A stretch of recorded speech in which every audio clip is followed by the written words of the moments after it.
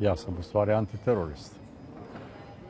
Ne poštujem nijedno zlo u svetu, nijedan režim koji se bavi diktaturom i lažima, ucenama i to, terora, latinska reč, da je strah.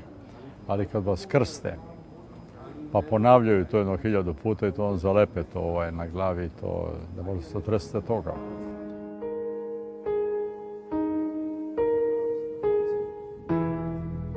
Profesor na Del Pol univerzitetu u Čikagu, filozof i teolog Stojiljko Kajević, rođen je 1937. u Skopskoj Crnoj Gori.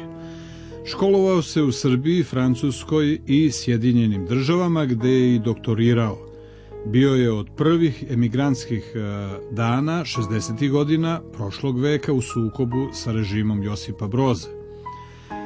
Kada je prekršio zakon koji zabranjuje okupljanje masa radi molitve van crkvene porte, on je to učinio posle zemljotresa koji je razorio Skoplje.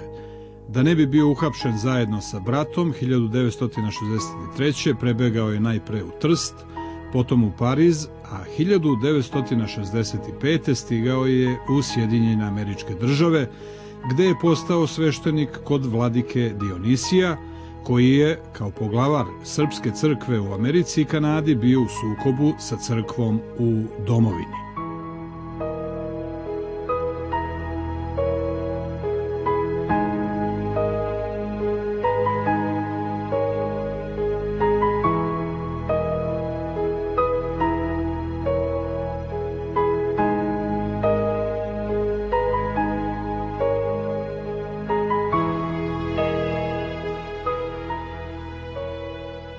Mnogi teroristi su dobili Nobelove nagrade i nisu bili teroristi, oni pravi, pošto su dobili bitku.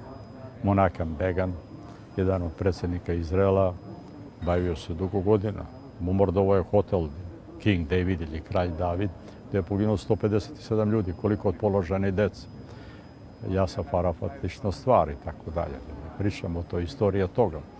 Ali pobednici pišu istoriju. Andrija Lončarić, jedno vreme lični savjetnik kralja Petra II, pre nego što je ubijen u svom parijskom stanu sa nekoliko udaraca sekirom po glavi 6. marta 1969. nagovestio je da će jugoslovenska vlada u saradnji sa zapadnim vladama početi sa likvidacijama srpskih emigranata. Sledeći je bio Ratko Obradović, urednik emigrantskih novina Iskra. Ubijen je u Minhenu 17. aprila 1969. 2 meseca posle Lončarića. To je bilo prvi put da su se ubice okomile na novinare. U Švedskoj, u gradu Neis, ubijen je Sava Čubrilović, dopisnik Srpske borbe, koja je izlazila u Čikagu. U svom stanu u Minhenu 8. jula 1974. ubijen je Jakov Ljotić, koji je zamenio Obradovića na mestu urednika Iskre. Bora Blagojević ubijen je na ulazu u stan u Briselu 8. marta 1975. 2 meseca ranije u istom gradu ubijen je Petar Valić, urednik lista Vaskrs Srbije. To je vreme kada su pripadnici srpske emigracije došli do izveštaja označenog kao tajni, u kome piše da FBI posjeduje podatke o tome da iza likvidacije Dragiše Kašikovića u Čikagu, bio je urednik nedeljnika Sloboda i ubistva 9-godišnje Ivanke Milošević, ćerke Kašikoviće Verenice, stoje jugoslovenski agenti. Njih dvoje su ubijeni brutalno sa preko 60 uboda nožem u lice i grudi u kancelariji Srpske narodne odbrane u Čikagu juna 1977. Policija smatra da je dete ubijeno zato što je videlo ubistvo novinara. Komandir u to vreme čikaške policije izjavio je da je FBI obezbedio alibi Bogoju Panajotoviću, čoveku za koga Srbi u Čikagu tvrde da je agent UDBE i lovac na emigrante srpske nacionalnosti. Sve je bilo u redu. Nije bio uopšte aktivan u početku. Nije ga interesovala politika, ali 1-2 dana nešto pre ubistva Kašikovića počeo se aktivira, nešto novo. I kad je poginuo Dragiša, on se još više aktivirao. A mi smo pobesnali. To Bog hoće dušu. Pravimo sada pravo osvetu. Nema više praštanja, nema više ono. Ja sam rekao na kaseti negde. Kažem, ubit ćemo 50 njihovih, pa sad kako kome Bog da. To mi je glavu u stvari osjeklo na sudu. To je 2 reda od onih 1000 stranica koliko ima. I on se aktivirao i počeo da igra na psihološku kartu. Na moj ponos, to. Ti nemaš duše, ti ne mariš, prijatelji su izginuli, pa kućeš, kako ćeš, Kažem, ajde sazovi, ajde, nisam ja kukao, i dođemo to, kupimo se tu. On sve to sprema. I kad ćemo, kako ćemo, ko će donese. On kaže, ja ću da unesem. Tamo na tom skupu. Ko će da donese, doneće taj. Mislim, trebao je Parker donese, ne pamtim to. Iz Njujorka, to su tu imali nešto, navodno. I ajde da glasam. Ja kažem, ja sam protiv. Doslovno. Ima ga na kaseti, negdje. A što si protiv? Ne znaš šta je? Ja sam razmišljao. Mi ne možemo nikoga da dovedemo iz smrti u život. To Bog samo može da uradi. Mi ne možemo da pobijemo te ljude. To je masakr, to je jedna ogromna država. Drugo, trunut ćemo po robijama. Kad tad Jugoslavija ta ima da se skrha, ja mislim neće da istraje do kraja ovoga veka. To tačno to.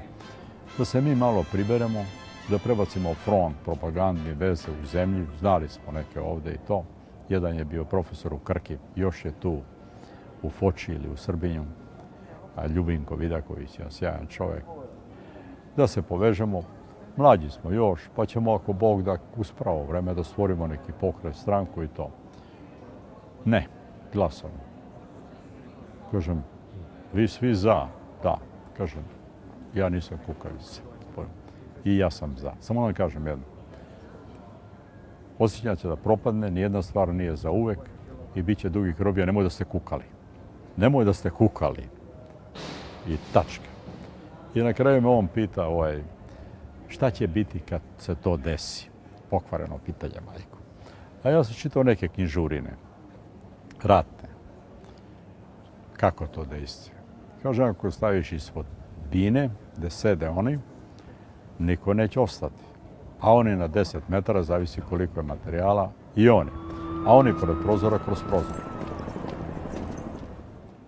To su mnogadne stvari, znate. To je za svakog čoveka, a ne za sveštenika. Panajotović je dobio novi identitet posle toga kao zaštićeni svedok. 17. aprila 1980. Dušan Sedlar, predsjednik Srpske narodne odbrane za Evropu, urednik i vlasnik novina Beli orao, ubijen je u Dizeldorfu u Nemačkoj. Javni tužilac kaže, mi verujemo da je ovo delo jugoslovenskih agenata koji operišu u Nemačkoj. Prema svešteniku Kajeviću, ljudima koji žive na zapadu gotovo je nemoguće da razumeju i prihvate činjenicu da su srpski emigranti morali da se late grube sile kako bi sačuvali svoje živote, identitet i slobodu. Najpre su kao pripadnici srpskog oslobodilačkog pokreta Otpora organizovali bombaške napade na diplomatska predstavništva kada u njima nikoga nije bilo u toku noći za Svetog Savu. Bogoje Panajotović kao saradnik FBI svedočenjem na sudu poslao je sveštenika Kajevića, Kavaju, Radoša Stevlića, Nikolu Živovića, Boška Radonjića i Životija Savića na robiju.